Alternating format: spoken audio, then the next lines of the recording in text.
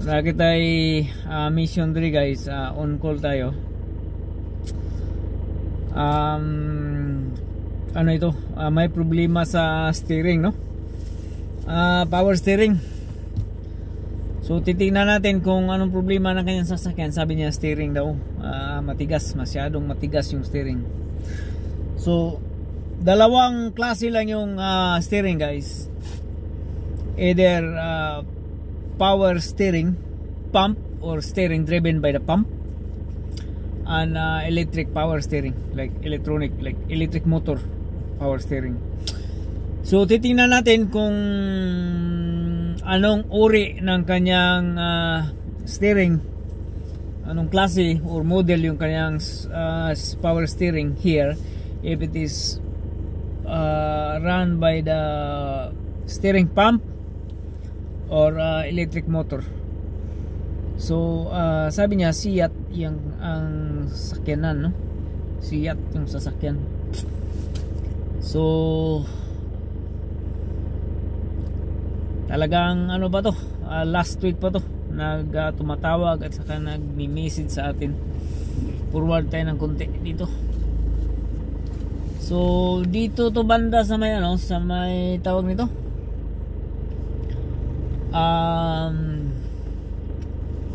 may hospital dyan banda, Beacon Hospital. May Beacon Hospital ito. So kung tao na to, ang trabaho nito, baka nurse ito. Parang ano, parang nurse itong tao na ito.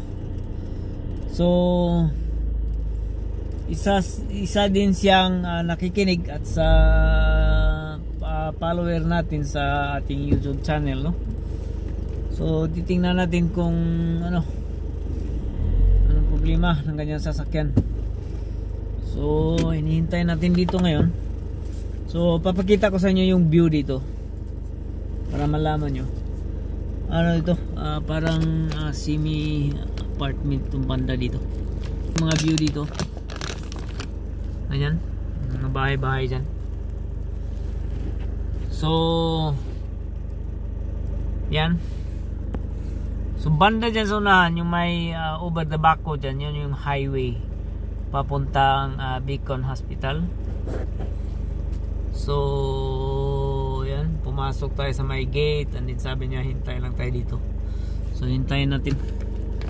So yan guys, ay.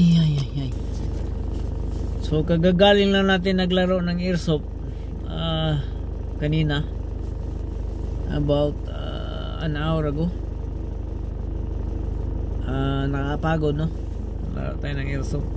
Magandang airsoft guys. Yung mga car enthusiast nagsimula na rin ano ng hobby like airsoft. So more fun kasing airsoft dahil kung gusto mong manakit talagang manakit ka. Talagang titirahin mo siya. So maganda ang airsoft guys. Kung kayo mahilig manakit, yan, sus, maganda ang airsoft, sabihin ko sa inyo. So yan. And then ano pa ba? Next week meron tayong titingnan na Ford Focus transmission malfunction. Automatic transmission to, tapos nakalagay sa kanyang dashboard is malfunction, no? So most likely sa mga ganyan, either low transmission fluid, or yung kanyang connector medyo na disconnect or relocate or whatever. So these are few simple things guys. Minsan hindi rin makukuha ito sa mga diagnostics, no? So one thing and foremost, some of the symptoms of the transmission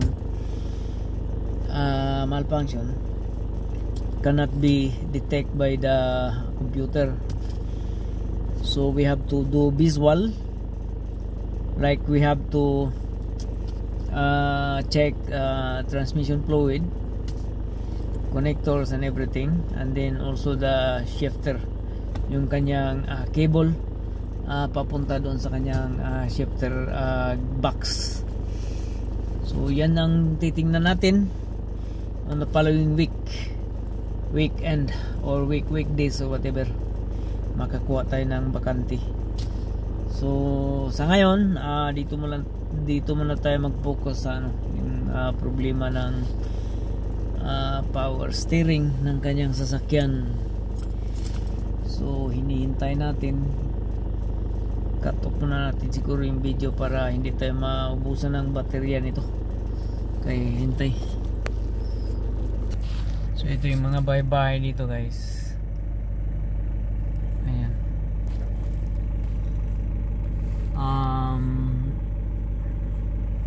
Medyo tahimik dito banda, tahimik. So bakit hindi pa dumating yung may-ari ng sasakyan?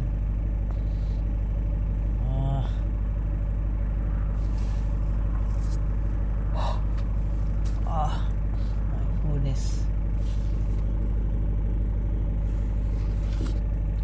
So habang tayo'y nagtawag nito, naghintay ng tao na dumating, papakita ko sa inyo yung natin. Ito yung magandang nabili natin, plus light. So yung mga alipuris nabili natin. So ito guys, ganitong plus light talaga, advisable talaga ganito, yung mga pin plus light or pin torch, ganito advisable talaga ito, dahil pag ganyan pwede mo siyang itutok doon sa fuel injector. Pagka doon sa makita mo yung kabuuan doon sa loob, kung ano yung naka sa piston on the top, pwede mo siyang makita dito. Advisable na ganitong mga plus light. Saka ito yung ating power bank. So ganyan. And so meron tayong for sale dito na ito Kenwood, ito na stereo. This is worth 350 euro. But kung gusto nyo, PM nyo lang kung gusto nyo Kenwood ito. This is 350 euro guys. So this is actually 400, but nag-sale ito, ginawa na lang ng 350. So kinuha natin, and then kaso nga lang bumili na yan tayo ng sasakyan, so hindi na ito magamit. So ito sila dumating na ito.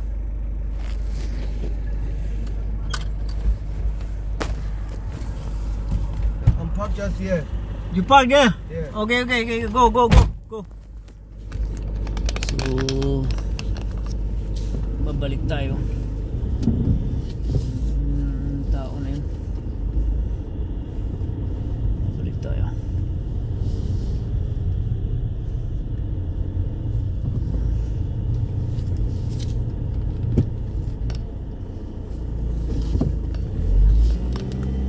Private property itong na ito.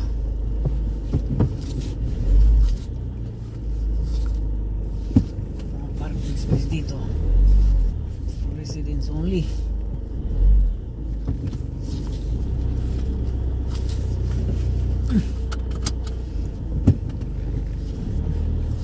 Temprana tayo.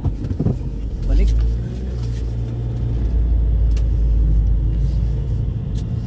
Mga African boys pala ito.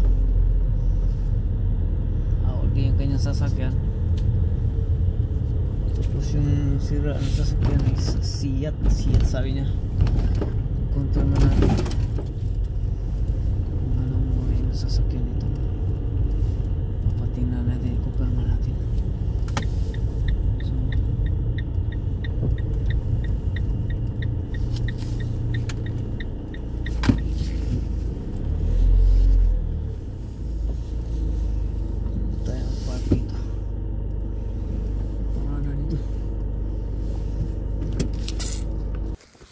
So where's the cardboard? Where's the car? What?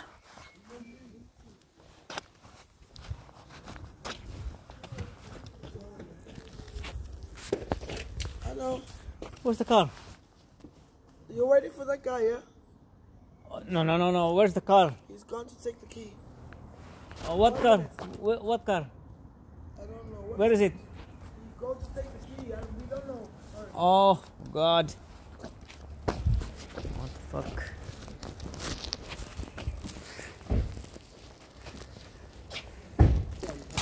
So what happened about? Huh?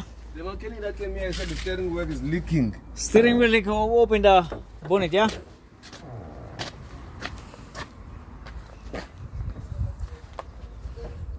So Baxel 09. That's the power. When this was started? Huh? When the problem started, like About 3 weeks ago. 3 weeks ago. Yeah.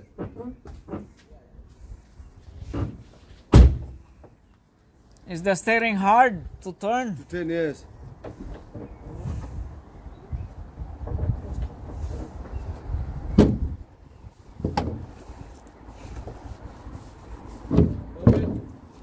Yeah, your shoes there. Freaking shoes, get that. Oh, sorry. Get that fucking shoes. Sorry. Oh fuck. Huh? Fucking lots of leaks in here. Fucking hell. It's showering. Fuck. Oh, need the lights. The lights.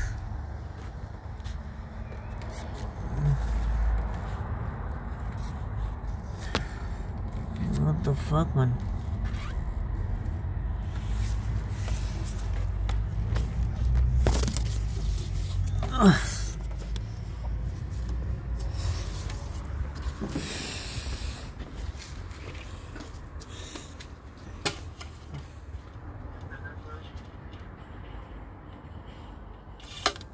Is the engine starting, yeah? The engine is starting, yes. Start the engine, so we'll see where's the fucking leaks.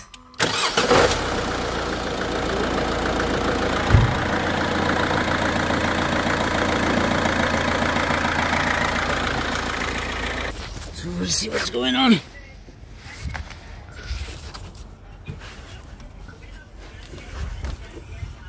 And take away. See what's going on.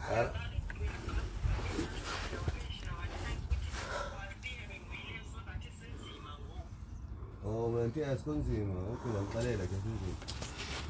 So here,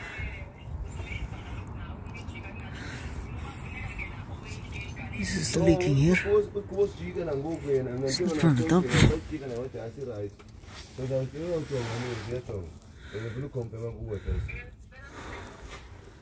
So what we need to do now is to check the steering fluid. The steering fluid is up there.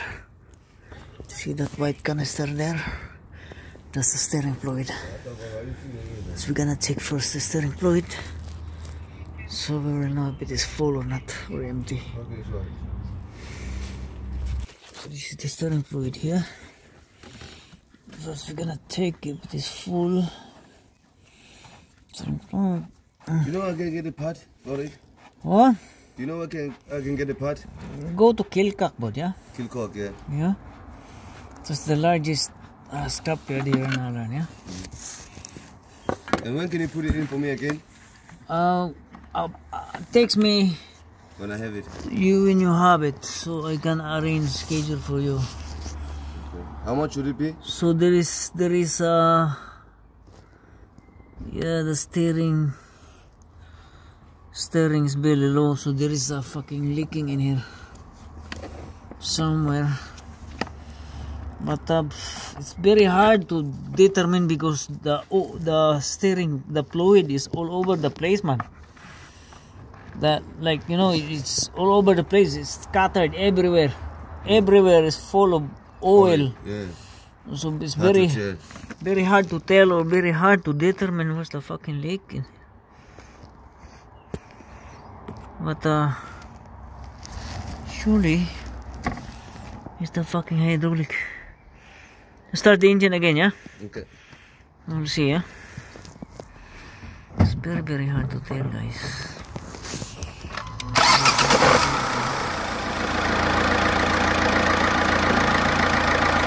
Yeah.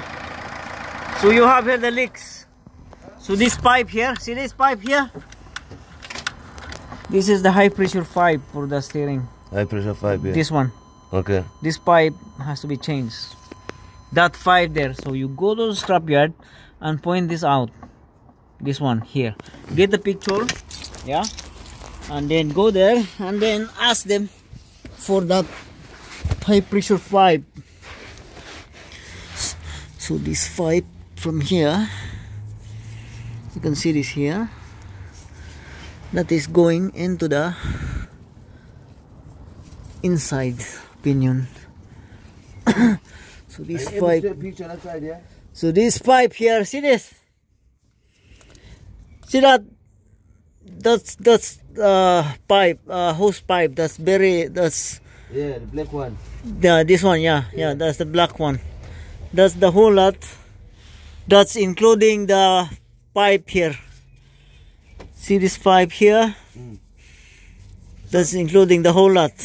Just tell them the whole pipe on the steering, because that is connected. That is solid. It's solid actually, so it cannot be torn by half. It is solid assembly. So pipe from here, go there and get inside into the rack. So that pipe there, yeah? Can I get a code for that pipe? No, there's no freaking code, man. It's a fucking old pipe and there's no code. Yeah. There's no number on it. Just tell them that this pipe, you get a picture, yeah? I'm trying to get a picture of that picture, but I can't see it properly. From there, but You can see it from there, but they can if you show you this one, then that comes with a whole lot. Know what I mean? for the whole steering, yeah? For the steering, yeah, fluid. This hose here is fuck. So go there, okay, and just point it out, this one here, and they will give it to you straight away. That's the whole thing. Okay. Whole assembly to the steering rack connection. Okay. Okay. And then once you get that, you buy also the steering fluid, about 2 liters. Okay. Okay. ETF steering fluid. So you get the picture. Yeah, get your hand So and then picture it, so they will know what you are touching in there. That's the hose pipe, the high pressure pipe. It's leaking, and this is a Baxol.